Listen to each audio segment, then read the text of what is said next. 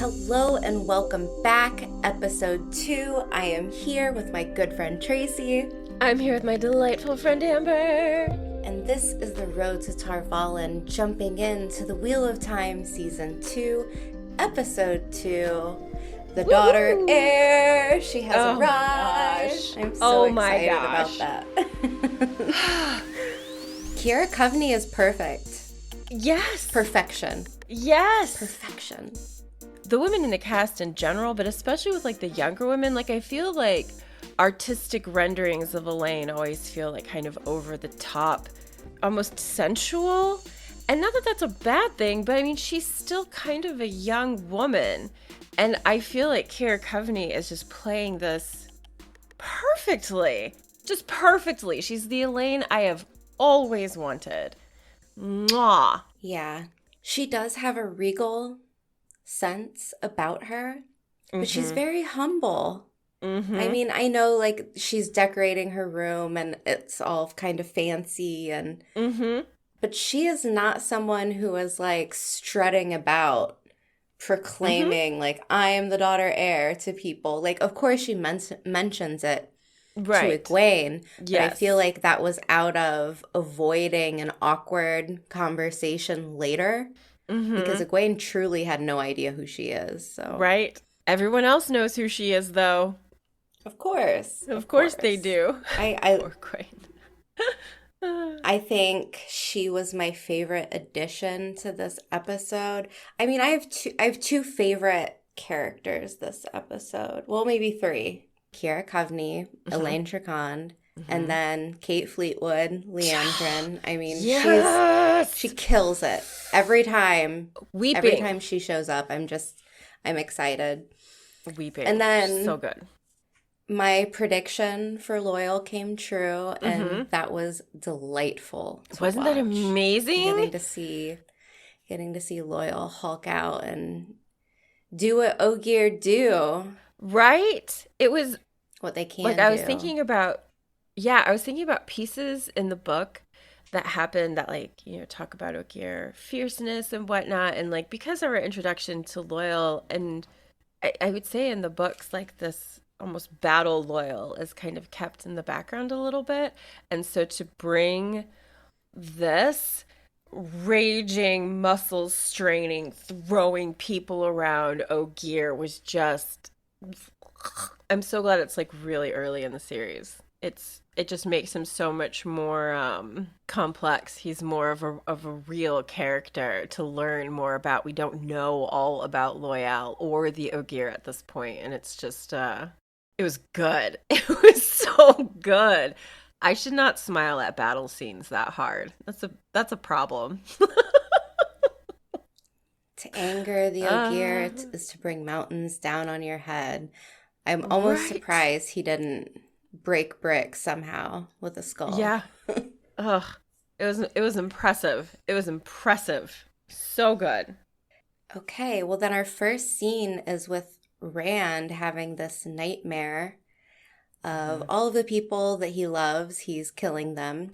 He's obviously very worried about the madness from being a male channeler. Yes. Yeah. It's not anything that I'm like jumping for joy about, but the main part in this situation, this whole setting, I adore everything set-wise in Cairhien. The nobility, their costumes is just chef's kiss. It is so good. They included the topless towers of Cairhien under construction, which made me very happy. And we have Rand working at a house for the infirmed, I'm assuming. Rand's hearing voices at this point too. This is like one of those predictions that we get or outcomes. We saw it with Logain, how the madness took effect with him, and now Rand is beginning to experience it. And I thought that was really well done. It's subtle, but I think it's good. And Selene. I struggle with Rand being a man who has a lover, but that's happening right now. Rand has a lover. Yeah. I don't have too much to say about Selene, but I'm sure later part of the episode I definitely will.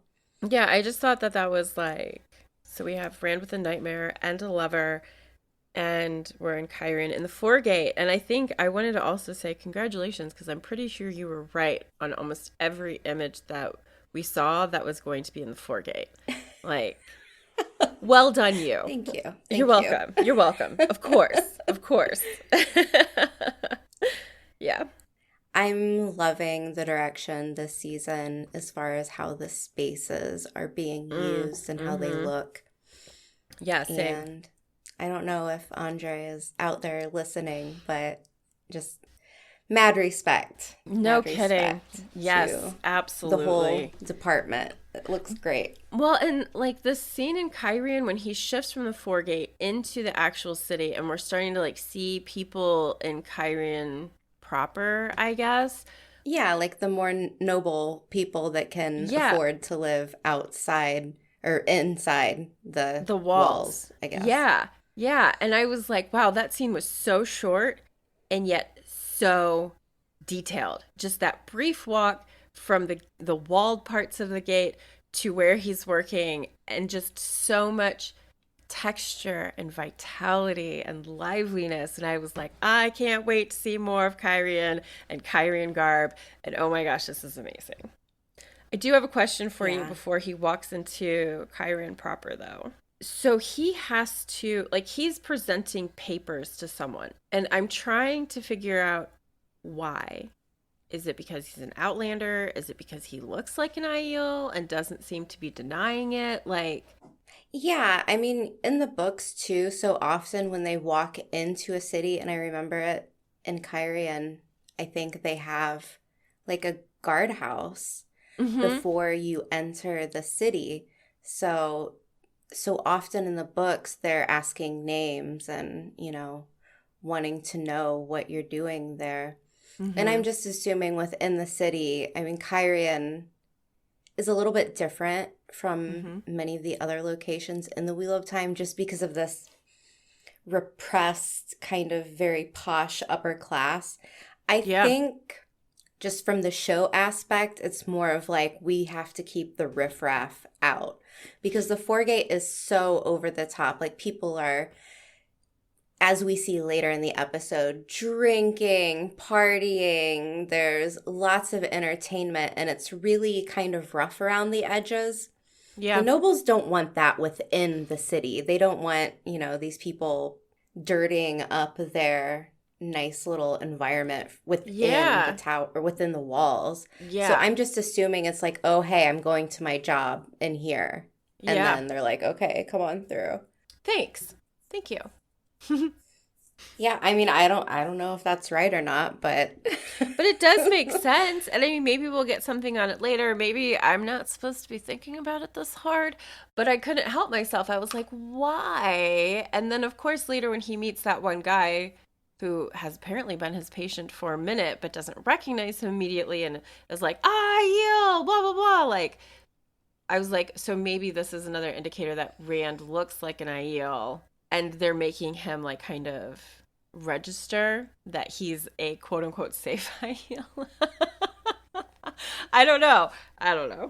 So let's hop to Lan and Moiraine, because this was really short. Yeah. But I think it's worth noting that they all kind of huddle together and they're going to accompany Moiraine. And it appears as though they are trying to get her to go to the White Tower. Or at least expecting that that's where she's going to go. Right. And we kind of leave that up in the air.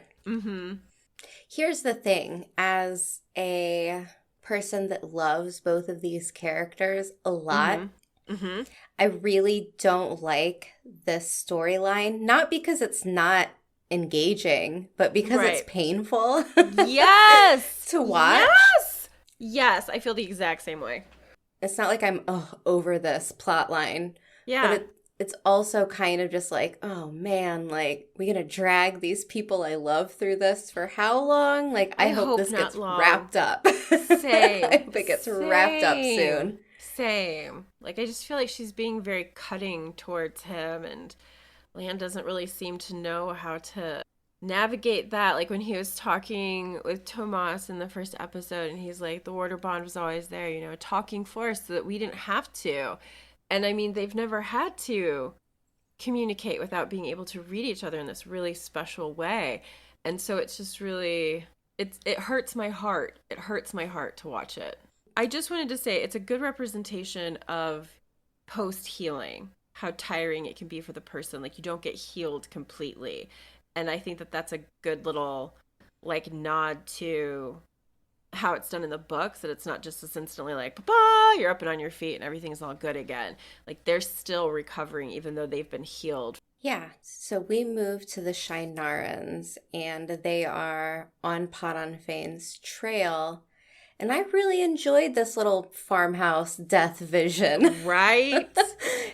It was really interesting to have them bring in Perrin's viewings as visions, I guess. I'm calling it that for now. I know what it really is, but I think it was really, again, the CGI looks nice. I appreciate how they did this because I was so worried about all of the Perrin stuff. Yeah. Yeah. With good reason. Yeah, it's just not because I thought they were going to do a bad job, but because it's really, in the books, it is impossible to like come up with your own visual interpretation of what Perrin goes through with these visions. Because in the books, he's not seeing things really visually with his eyes. He's seeing it in his mind. Yes. Yeah. And this works really well. I did like how dark and dank and gross and the flies and everything inside that farmhouse. I was like, ooh, that's good. It's like the book. Like this is one of those places where I'm like, oh, like this is so close to the book. Like little things that have been in this episode in particular where it doesn't really feel like we're in the books in some ways. Like we get parts of it that are dictating where we're going, but other pieces just feel completely new and wonderful. And like these little places where they overlap, those make my heart happy. So like, I wanted to see that room. I wanted to see those visions. There we are. I love how they wrapped that in. Yeah, and I mean, some of these scenes are like actual moments from the pages, like straight from the books, but just revisioned a little bit, where it's like, oh yeah, that's exactly how it happens. And if you think about it, it's like, well, I mean, it's not exactly how it happens, but it's the exact same outcome, I guess. So I'm enjoying it. I'm enjoying the little changes. It was so fun. And I still feel like those undercurrents of the original is just everywhere. I don't care about changes as long as I'm entertained. Yeah. And I'm sitting here and entertained, so. Yes. So Elias knows what's going on with Perrin, and we're getting hints that he's got a pretty good idea of what's going on. They're sharing the same yellow eyes, and I'm excited for the conclusion of this plot for Perrin. But would you like to talk about the fade? I mean, it's the same thing. And I think this is what came across in like a teaser trailer a while back, was the fade to the door. And I just, except for the fact that Verin isn't being there creepy about being sad at not being able to research a dead Myddraal, it is image for image what I see in my head when I think about it when I read the books. And it's just those things, again, those things, well done. That's all. Okay. So we have Rand back in this, I'm calling it a hospital because it is kind of what it is, I guess. Yeah. This whole like scenario is probably shouldn't be funny to me, but they gave Rand a job taking care of Cairhien and Aiel war veterans with psychiatric illnesses, knowing that Rand looks like an Aiel. And I'm just like, God. That is who like, I want to know how he passed that job interview. Like, for real. That's so cruel. I hadn't even thought about that. Whoever was the writer for this whole idea, like, Wow. You are a monster, and it is hilarious. Wow. Wow. Yeah, I had not thought about that. That would be absolutely awful for someone. Right? I mean, Rand can't help how he looks, right? Right. But at the same time, these poor men, Yeah. at least Harold, I think that's his name, Yeah. the man that he's carrying, he's giving help to, assistance Yeah. to. Yeah. Yeah. He's definitely like reacting to Rand's appearance in a I mean, can you imagine that every day if you woke up and the person who was coming in to help you was looked like a person you'd been fighting to the death? Re-traumatizing every day. It's awful.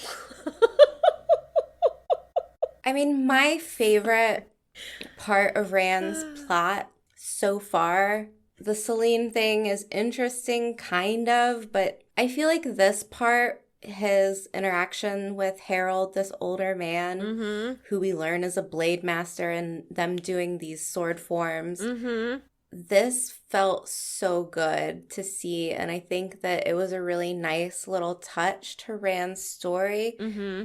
And a nice way to bring in book stuff too. Like, people who are just watching the TV show, they probably don't care when this old man starts naming sword forms. But for the Mm-hmm. book readers, it's like there's so much nostalgia there. Yes. And Yes. it's nice. It's Yeah. cozy. It feels good. And I love the actor that played Harold. Like, great. So Like, cute. phenomenal job. Yes. Phenomenal. Like I One moment he's fierce and doing the sword forms, and then the next minute he's crying and like tears on his face. And I'm just like, Mm-hmm. wow, like they found some really great actors Yep. Yeah. just for these small roles. Yep. I wanted to step in and protect him. Like, how dare you? Oh my gosh. How dare you? Same. Like, Same. yeah. I do think that that has been a very strong point to the season so far. Like, I know we're only on episode 2, but I feel like we are building attachment to our characters in ways that are going to be really powerful. And I think that it's not just our main characters. I think it's going in and out. Like, dude, Missima? What the heck? We'll get to him. But I was not expecting to be a Missima fangirl, and I think I might be. What the heck? Totally unexpected.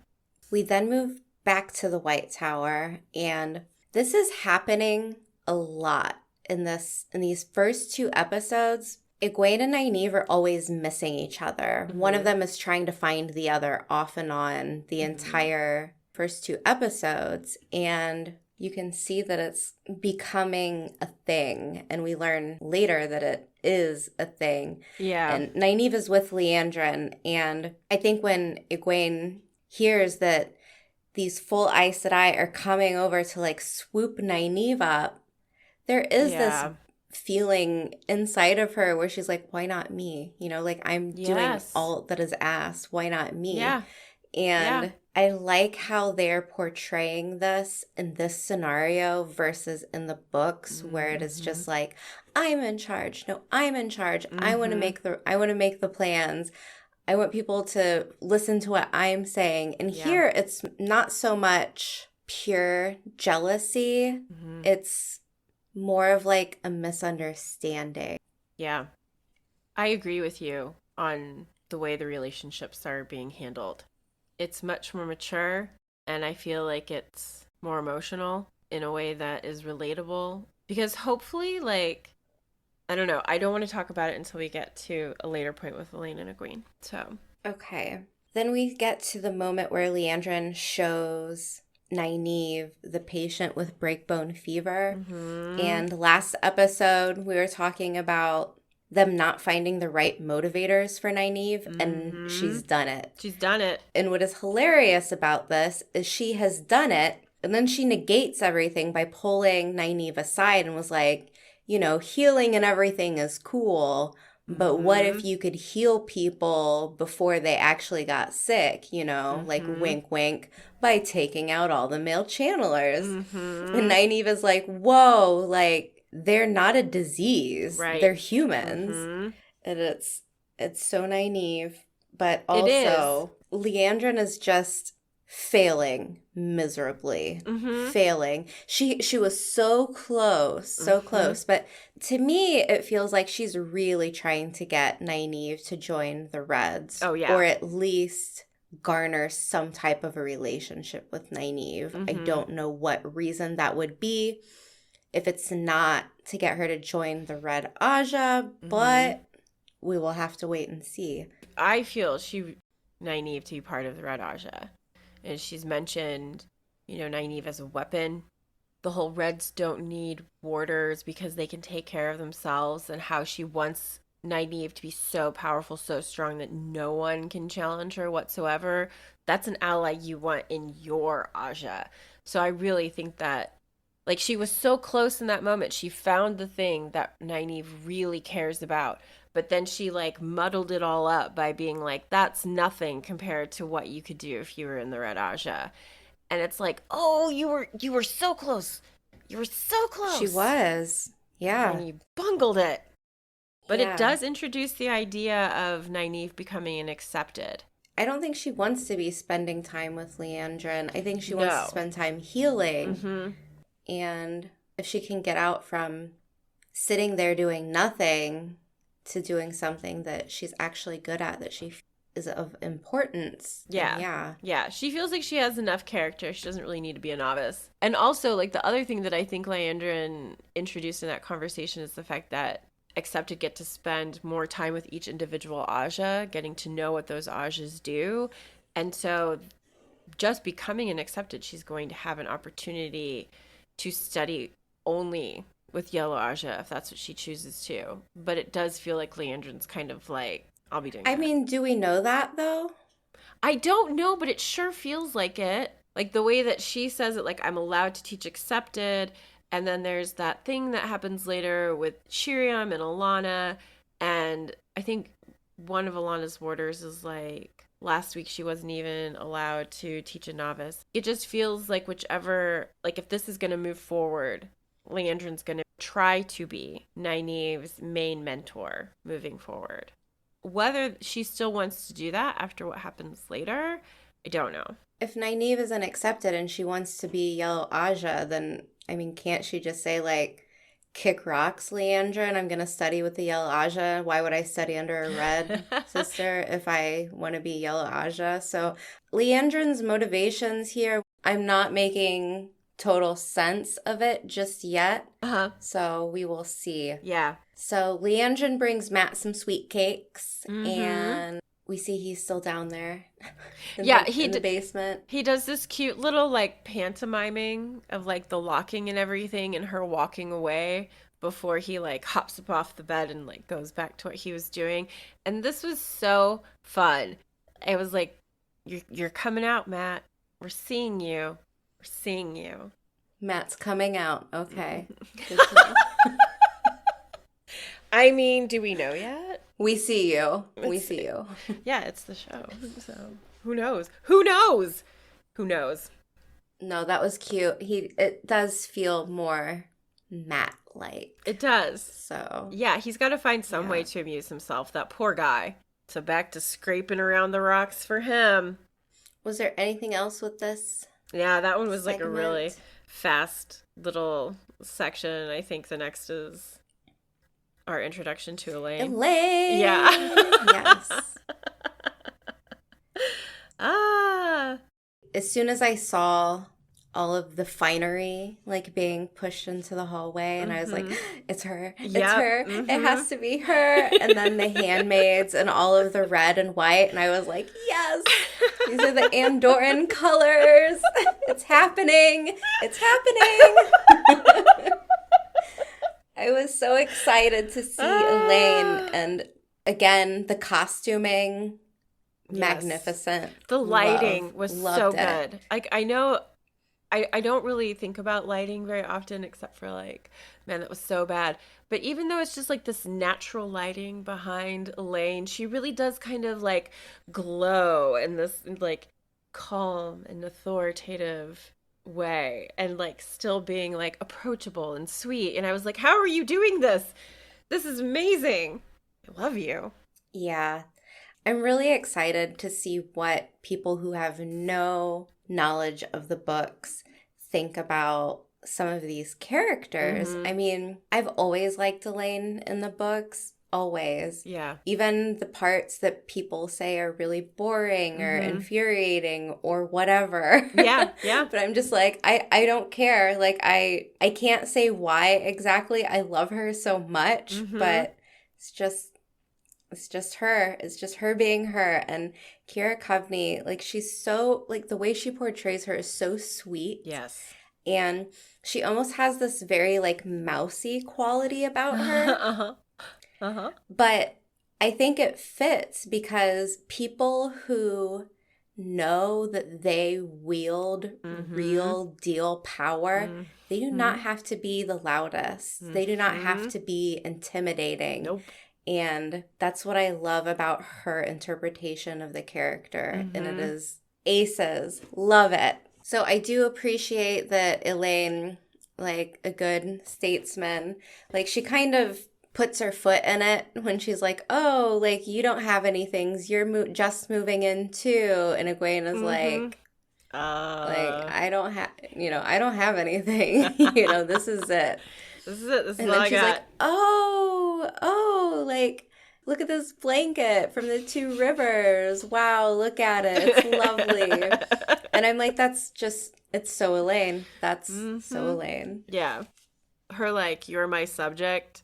Yeah, yeah. And I mean, too, like, I guess we have to talk about how good of an actress Madeline Madden is to kind of be able to give that off. Like, she's Mm-hmm. not pouting, but you can just kind of see the tension in her face for a moment, and then she Mm-hmm. smiles it off, and it's good stuff. Yeah. Yeah. You can tell Elaine is eager for this friendship. And so this opportunity to be around so many young women her own age has got to be like really exciting. Yeah, and I don't think Elaine would take no for an answer. Even Mm-hmm. if Egwene was like, "You're annoying me, you're pestering me, I don't like being around you." I think Elaine would just be so infectious in a way Mm-hmm. that Egwene wouldn't be able to resist. Yeah.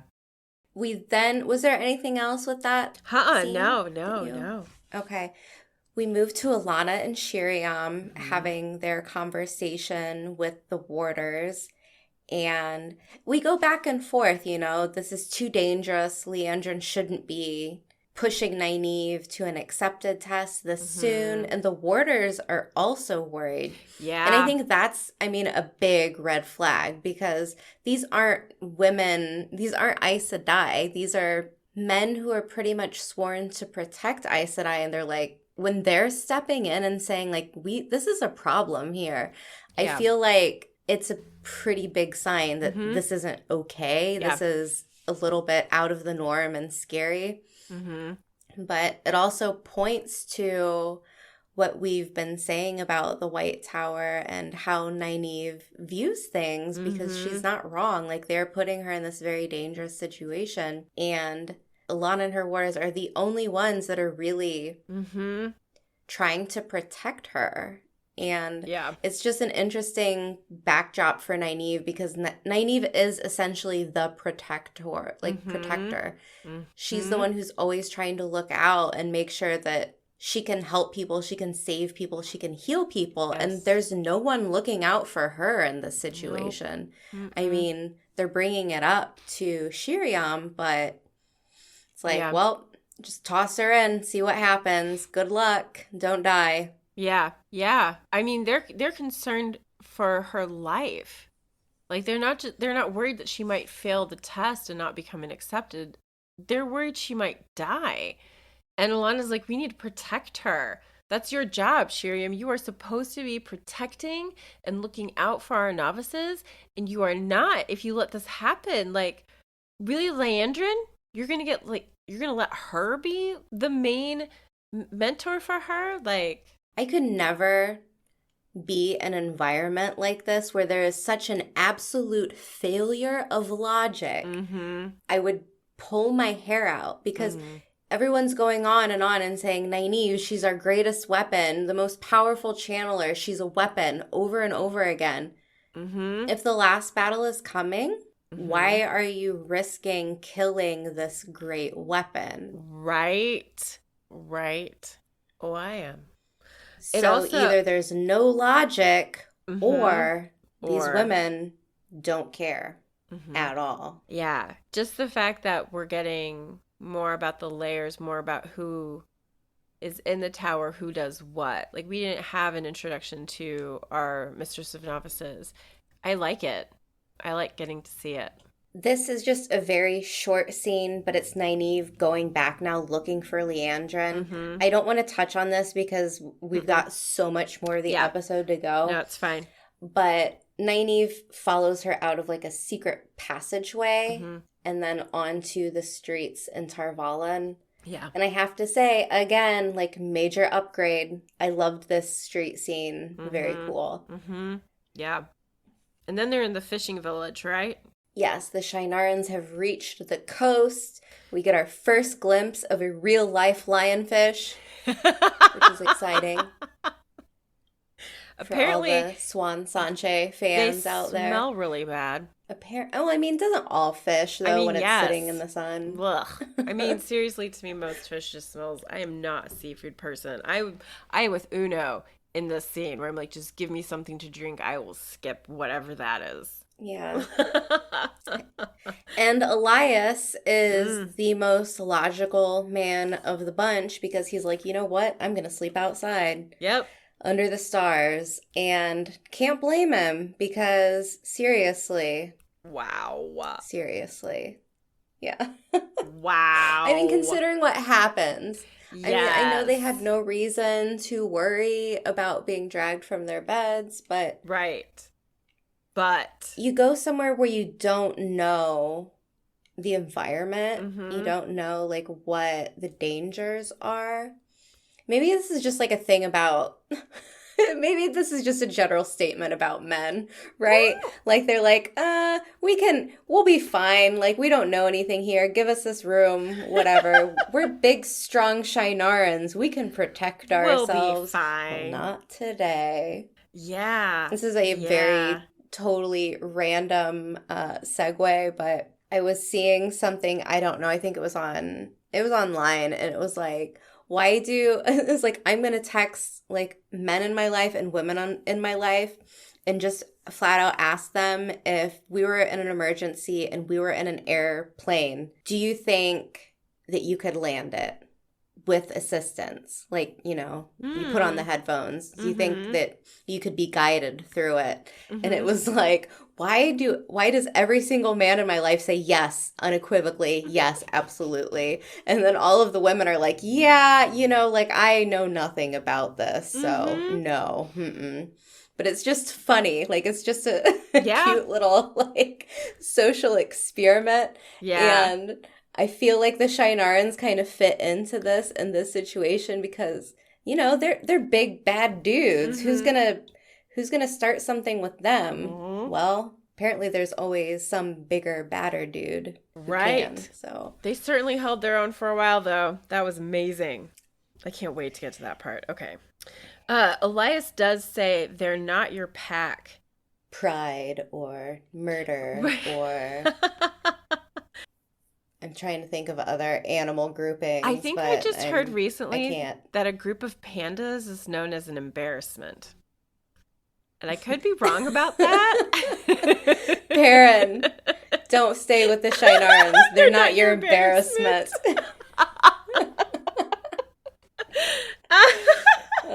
That could be totally false information, but I feel as though someone played something for me recently that was like, this thing about pandas is weird, right? And I was like, I don't know. I don't think about pandas that much. Well, you should be. Apparently, I should be. Yeah. We move back to Moiraine, and Verin was planning on returning to Valon, and I love that they added, like, not until she's finished her book. That fits, that tracks. Mm-hmm. And as she should, Verin, being of the Brown Aja, she has deduced that one of the boys that Moiraine has been traveling with in season 1 is the Dragon Reborn. And of course, Moiraine, being Moiraine, she pulls for the belt knife, Mm-hmm. and Verin walks it back a little bit. And I wouldn't say walks it back, but she mentions that the other Aes Sedai would want to clip his wings. Mm-hmm. And Moiraine is like, hey, I want an oath from you. Mm-hmm. I want a real deal oath saying that you're going to be on my side in this and not someone who is out to get Rand, like some of the other Aes Sedai. And Verin's like, oh, oaths are just loopholes. Yeah. Trust me. Yeah. And I'm like, yeah. I mean, she's not wrong. She's not wrong. But at the same time, yeah. So she also mentions that she wants some books from the White Tower. Speaking of prophecies about Tommen Head, battles in the sky, a sword of flames, Yes. and the rounded hand that wields it. Yes. And I'm like, please let those prophecies be true because I want to see it. Maybe there's a sky battle coming up for us.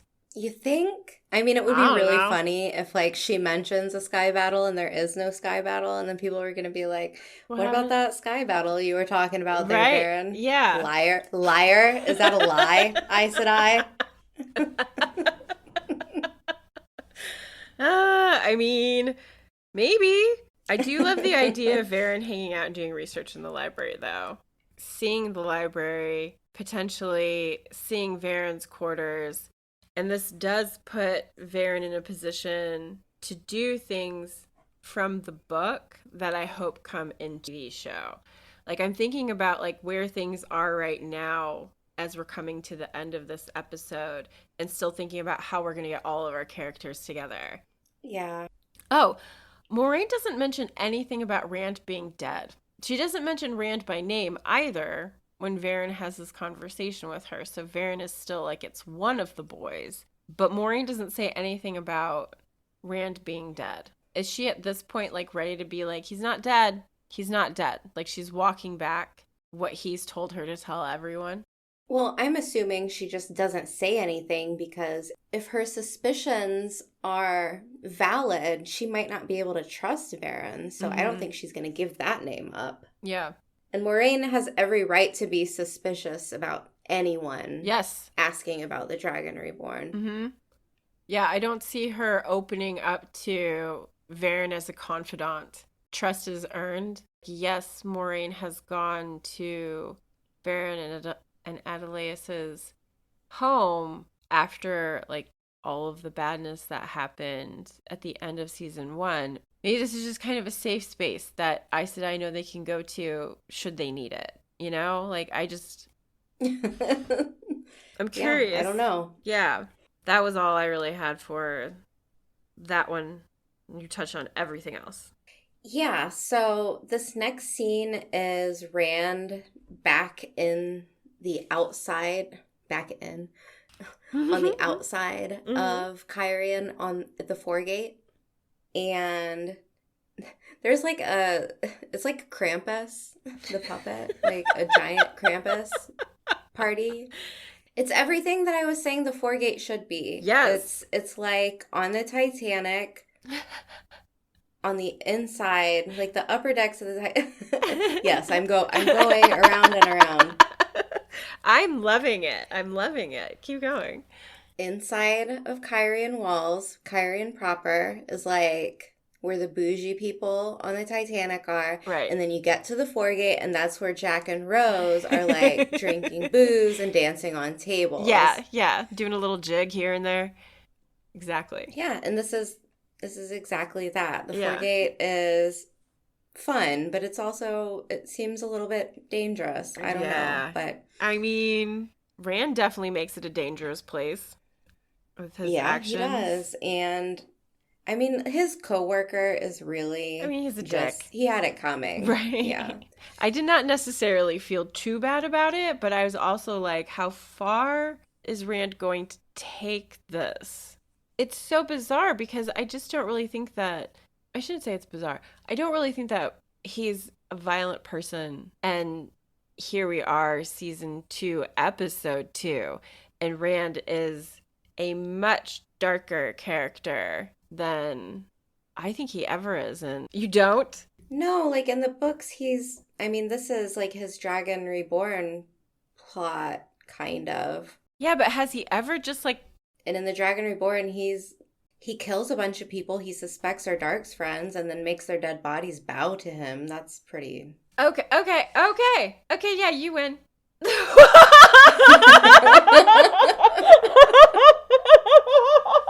I forgot all about that.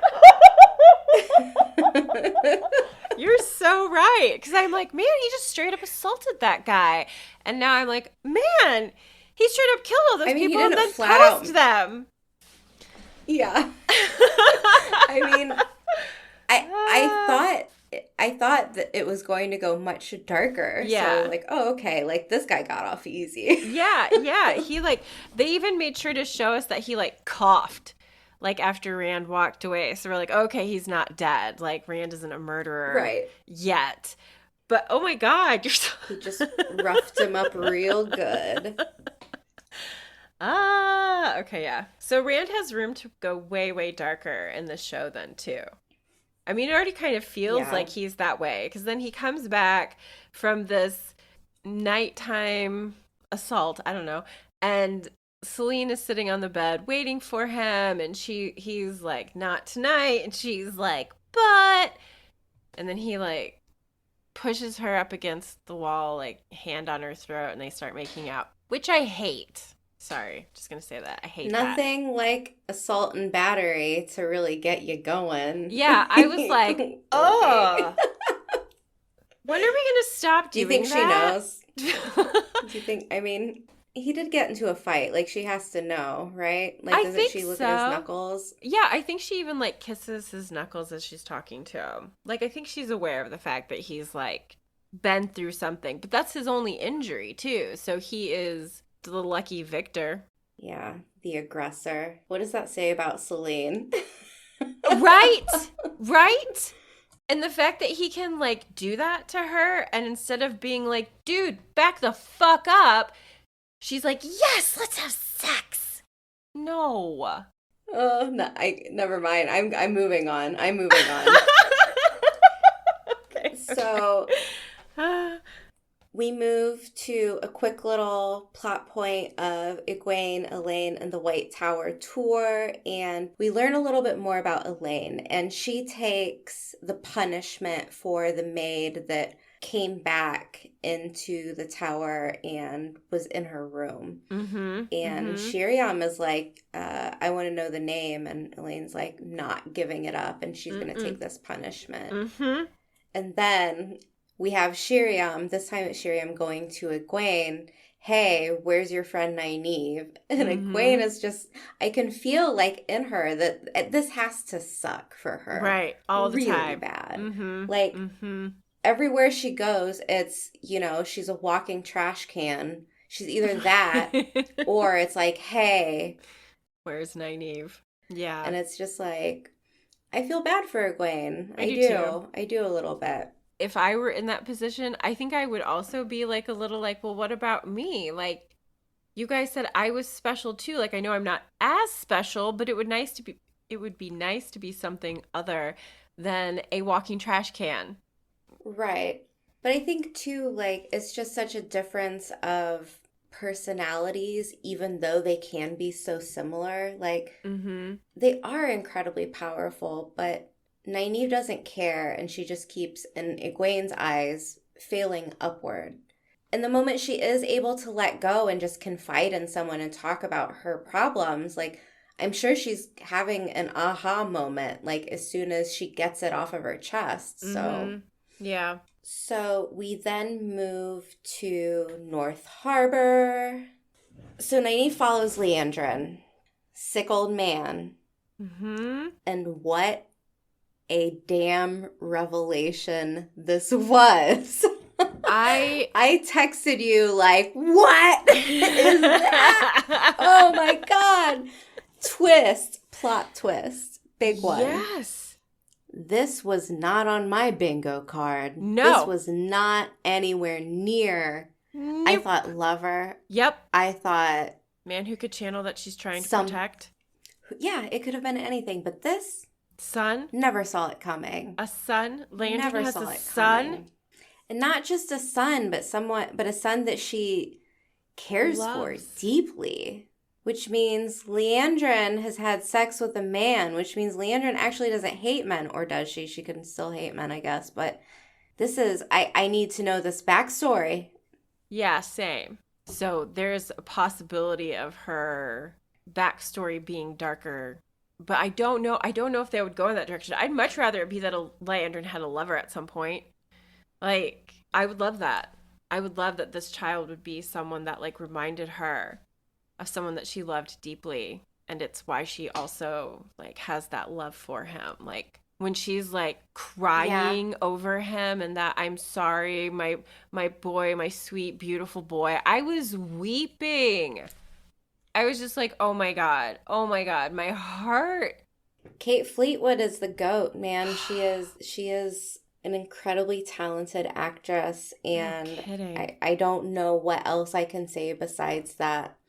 I'm really interested in how this plotline for Liandrin is going to go. I definitely want to talk about it, when we get to a spoilery segment of the episode. But if it is her child was conceived in a not pleasant way, like, I don't know, like, I hope that that's not something where the show goes. Same. It is an option. In general, it is, but in general, I'm just tired of seeing sexual assault used in television and movies. Yeah, like, same. I don't know, can channelers, like, is there, like, channeling in vitro fertilization? Like, maybe this is a love child with someone. Let's go there. Okay. I like that. I like that. Toss in a magical component. Yeah. Yes. Maybe something that happened, way, way before she came to the White Tower, but... Well, okay, that's a really good point, because one of the things that I was looking at yesterday was... Ages? Yes. Yeah, I was looking at Liandrin's age in the books. She's much younger than I think in the TV shows. Like, to have a son that is that age, like, what has she been through in that lifespan that book Liandrin never would have been a part of? Yeah, I'm noticing that we're getting more story in terms of Aes Sedai and age, because we haven't gone completely ageless, but I would like to know how they decide to show an Aes Sedai's age within the television show. So if Liandrin is that old that she has a son who's like 80 years old, how old is Verin? Yeah. When we meet Cadsuane, like, I don't know if they will explain it, but it'll be interesting to see what they've come up with, or if it'll just be kind of like a background thing that's not really explored. Regardless, this was a total shock, and I don't mean like, oh, boo-hoo, this is not how it is in the books. No, I don't care about that. It's a shock because I never saw that coming. Never. Yeah, never. I don't know if there are any True Blood fans in the house, but sorry. This is something that is explored a lot in television and series with vampires because they age very slowly. There's often times where it's like, they're watching their children age and have children of their own, and their children die, and their grandchildren die, and their great-grandchildren die, and they're outliving everyone around them. Seeing the world in this way really changes you into something almost less than human. Time goes quickly for you, and it can change people. You could come off as more callous and more ruthless, but it's just because you've lived a lot longer, and it's like, what is someone who's seen, 50 sunrises have on someone that's, lived through hundreds? And it's just a totally different way to think about philosophy and how a person would act. And if we're aging up Liandrin like this, it would totally fit her personality completely. Like, she can be a little bit more callous. So I don't mind it. I think it works. Mm-hmm. I agree. And then we're back to Matt, right? Matt in his cell. Yes, Yeah. we are. Matt meets Min. Min meets Matt. Yep. That was that whole scene. That was it. I am so disappointed, though, that she was like, so you're the possum that was scratching around. They missed a perfect opportunity to call him a badger, and I am very disappointed. That is a missed opportunity. Yeah. They'll do better next time. They can't get everything right. It's okay.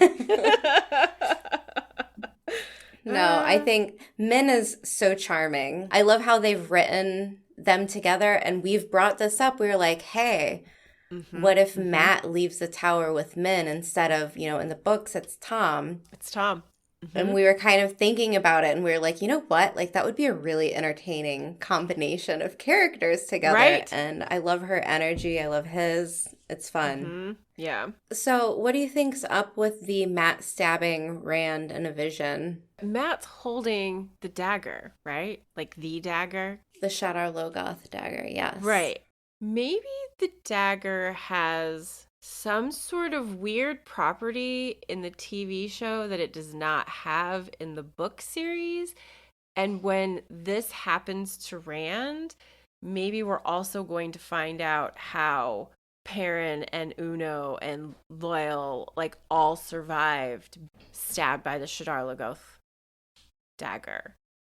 That was my thought. I have a theory, but I cannot get into it until spoiler section.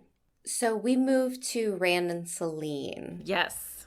I did enjoy the line where she's saying there was someone I loved once, and when he left, I was shattered. Mm-hmm. And I knew no one else could ever have that power over me again.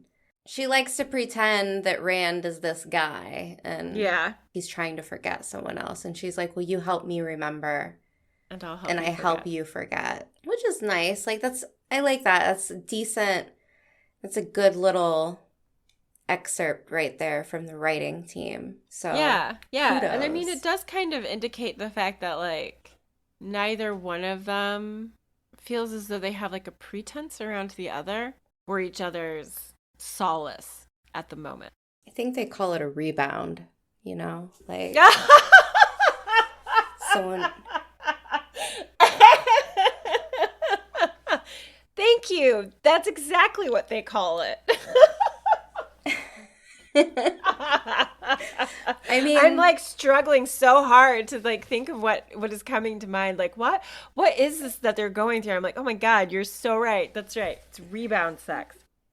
But Rand and Selene have an interesting relationship. They are not, it does not seem that they are there for love, which is okay, I'm fine with that. I'm fine with that. Then we move to Elayne, and we learn that she is a lush and is quite good with making alcohol with the one power.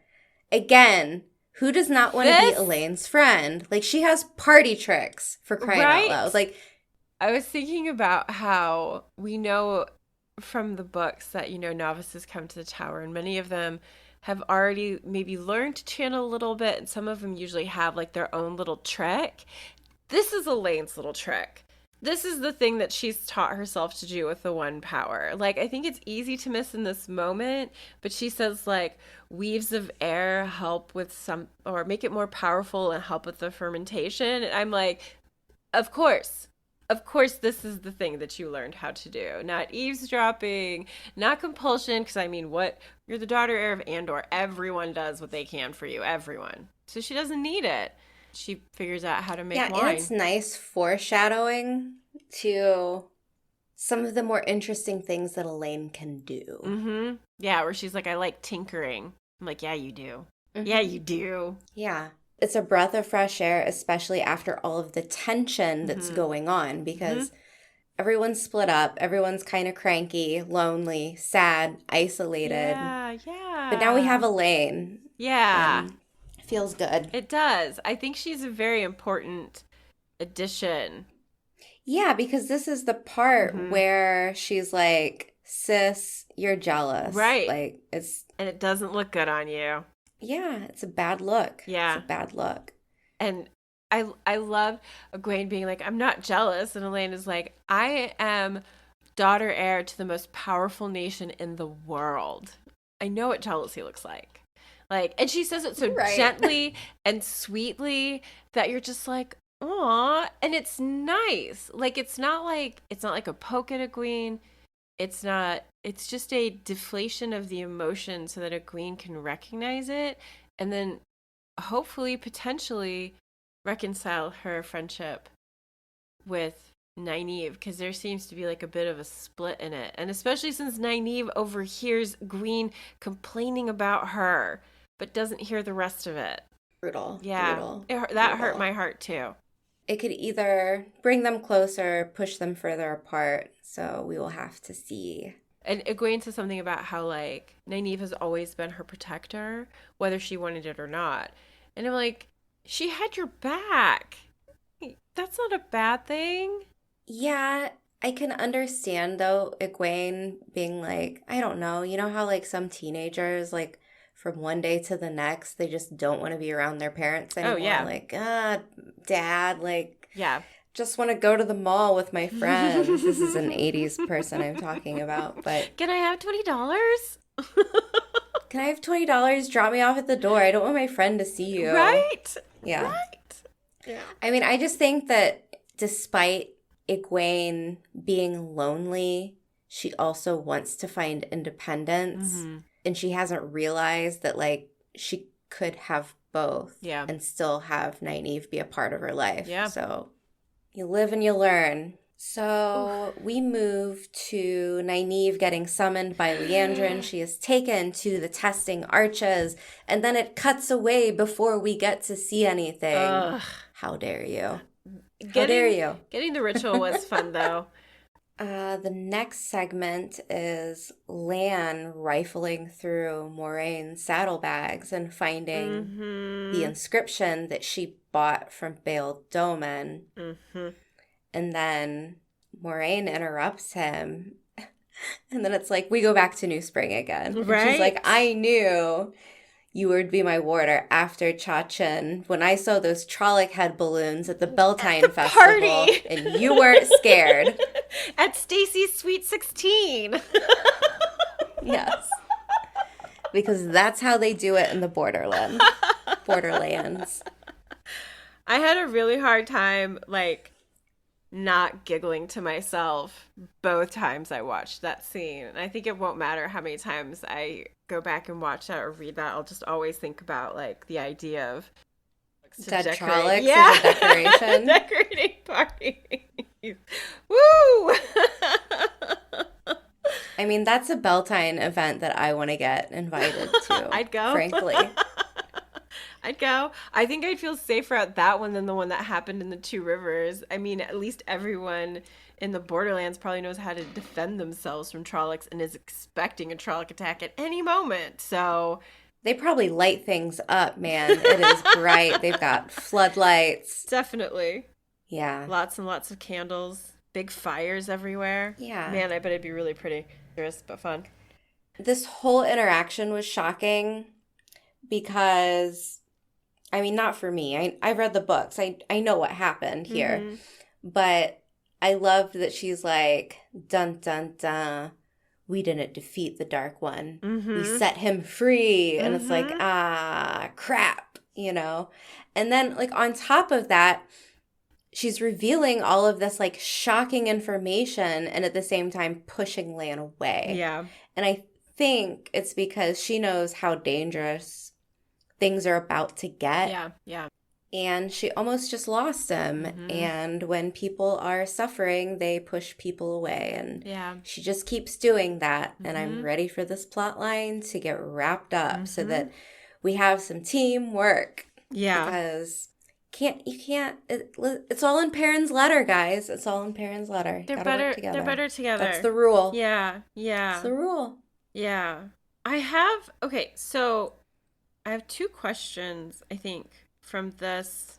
Lan says that he should have been able to sense when they attacked. He didn't say that he should have. He said he was sorry that he didn't.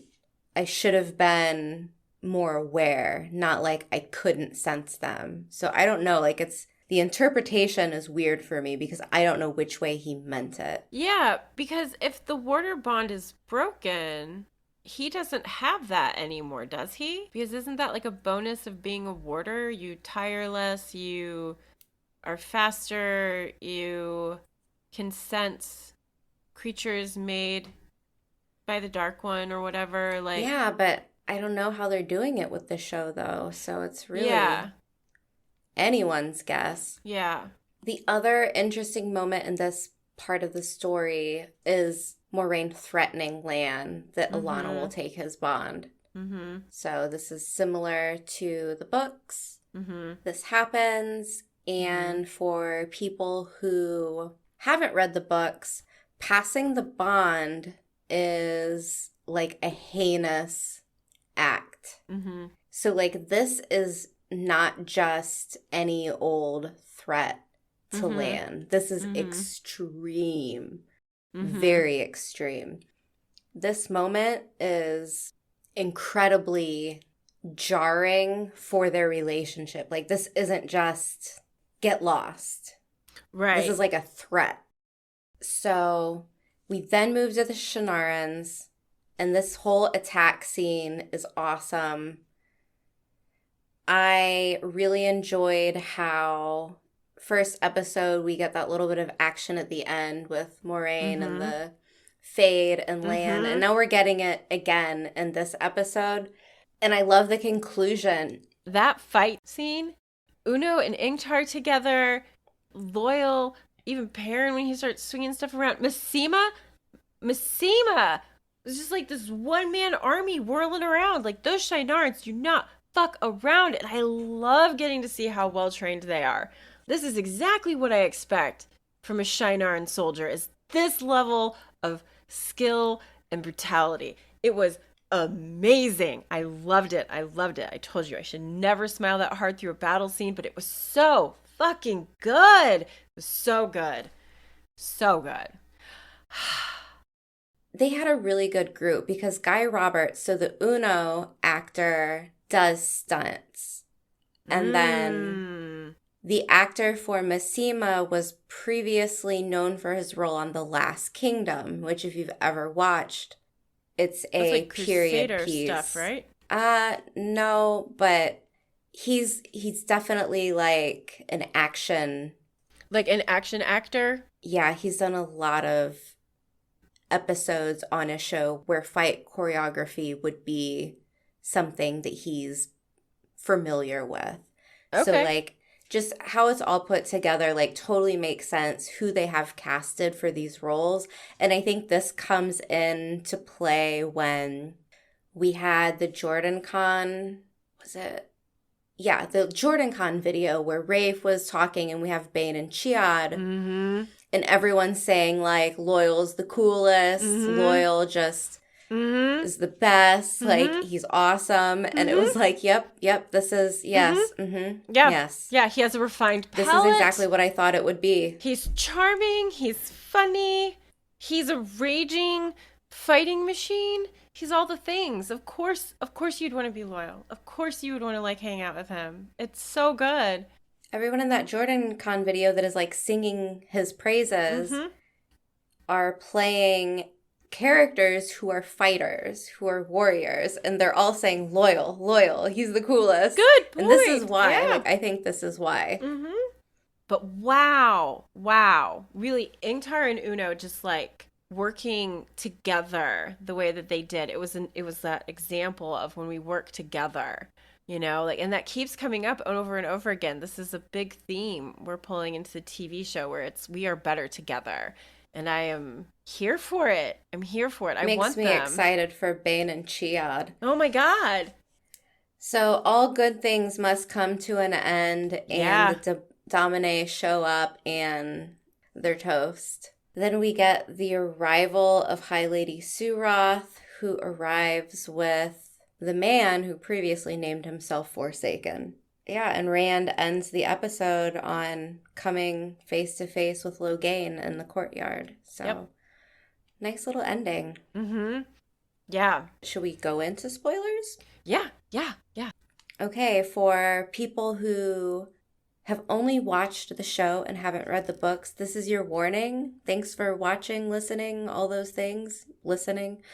Do not listen past this point unless you want to be spoiled on some big Yeah. stuff. I'm sure this will cover the entire series of the books.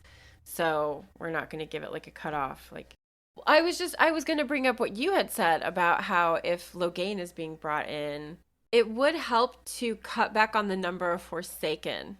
Yeah, like if we're gonna go from like having 13 Forsaken to having a, let's be honest, a more manageable number of Forsaken, like if we just come down to the core ones that pretty much everybody knows, like it would make sense to like just pitch Asmodean. He's there for a minute, he serves his purpose, but it looks like Rand's found his own teacher. So did Rand find his own teacher, or did Lanfear interfere with this as well? I don't know. I don't know. It's possible. It is Yeah. very possible. There's probably not enough But information right now, but taking from the books, the things that she's done kind of like in the background for Rand, it would be a possibility. if it is Lanfear, I feel like this is a whole like really goofy way to go about doing it. Like, why doesn't she just have him working with him immediately, like right off the bat? Like, why, unless like, did she stage this jerk of a guy to get Rand so mad that he loses his cool and makes this guy go on vacation because he beats the crap out of him? Like, it all, I don't know. I don't. Like, Okay, so it does. It would make sense for her. Is it just luck to Verin, whatever, or is Lanfear pulling strings? Did she help him get a job in a place where he would potentially stumble over a blade master who could teach him, which is one of the things that we know Rand needs to be able to know, and there's no land for him. So one blade master, to me, two that Logain points, teacher. to me, that feels more of like a pattern thing Like versus a Verin. Lanfear thing. Okay. Mm-hmm. Yeah. Because Lanfear wouldn't give a shit if he's a blade master. She would be more concerned with him Learning how to channel. That's true. She was always very disdainful of his sword. Yeah. Okay. Unless this is like it doesn't have to be all Lanfear. It could be Lanfear one thing, the pattern the other, That's true. All of the things that Lanfear went through to like put Asmodean in Rand's path, and how long it was before it was actually like, this is what he can do for you now. Yeah, and we also don't know what the parting of Rand and Moiraine was like. Yeah. At the end of the Eye of the World. Because he's in Cairhien. Like, did he just stumble there and like happen to luck out with this job? And I mean, seriously, he looks ideal. How did he get this job? There has to be some outside force here. Why would you go to a place that's immediately going to think of you as like an outsider and like be hostile towards you? There's a whole wide world that you could have slunk away and hid into. Why Cairhien? I mean, in the books, he just stumbles there. Mm-hmm. Well, yeah, they're like trying to get the horn. And then once they have everything, they just keep going. I don't remember like why they enter into Cairhien.